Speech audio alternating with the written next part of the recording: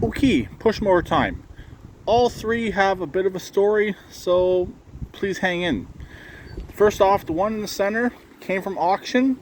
It runs, it functions as it should right now. I'm debating on either sending it back to auction or selling it on Kijiji. I have not yet decided. But it does have one issue.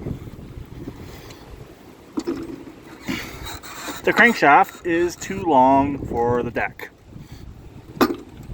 That's where these other two come into play. This one right here, as you see, is a Honda on what would normally be a Yardworks base. So the Honda engine did run, and the Honda engine is going to go to auction by itself, just the engine. It's going to go with the other Honda push mower I have. So if I'll get what I can get out of this Honda engine, so be it.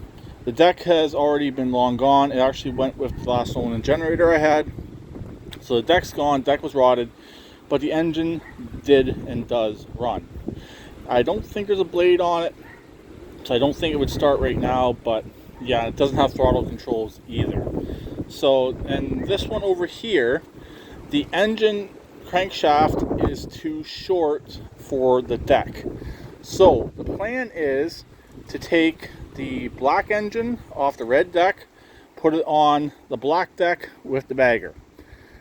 The Honda engine, like I said, it's going to go away, and then the engine from the black deck will go on to the gray deck. So the covers actually match. Those are kind of grayish baby poop color covers on this engine here, and that's the same colors as this one right here.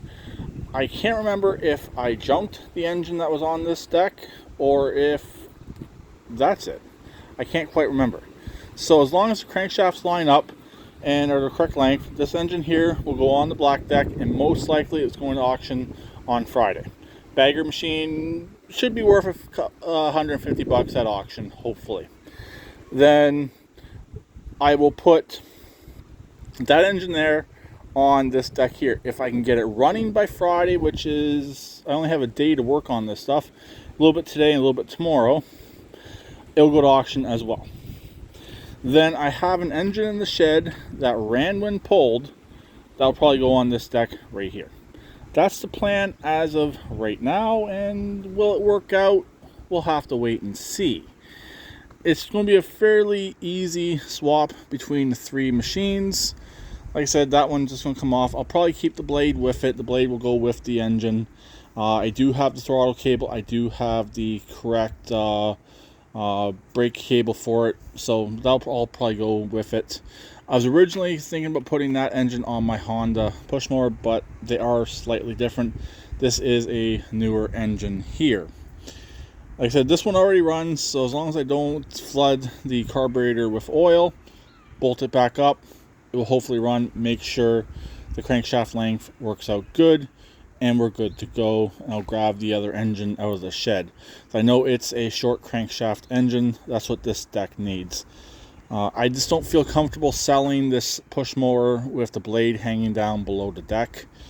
It gives me heebie-jeebies. I'm just worried about something happening. The decks are designed to maintain the blade if something does happen, if it does snap off or the bolt comes loose. They are designed to retain the blade. And with the blade below the deck, I just do not like that idea. And I've pretty much explained everything else. So that's what I'm going to work on right now when we get started. 3 bolts in each engine. Honda actually uses 4 bolts, but it's only 3 bolts holding it in, since that deck is only drilled for 3 bolts. Both of these do have blades on them. No, this one doesn't have a blade, but I believe the Honda does. I can't quite remember. I'll have to find that out when I start digging into them. So I'm going to get started, and we'll see how it works out in the end. Really, there's no point recording any of this. Do a video at the beginning, video at the end, maybe a startup.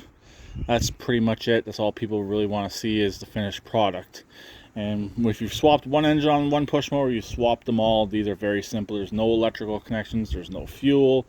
There's nothing. There's just put the engine back in. Make sure you have the right cables to shut it off, the bail cables.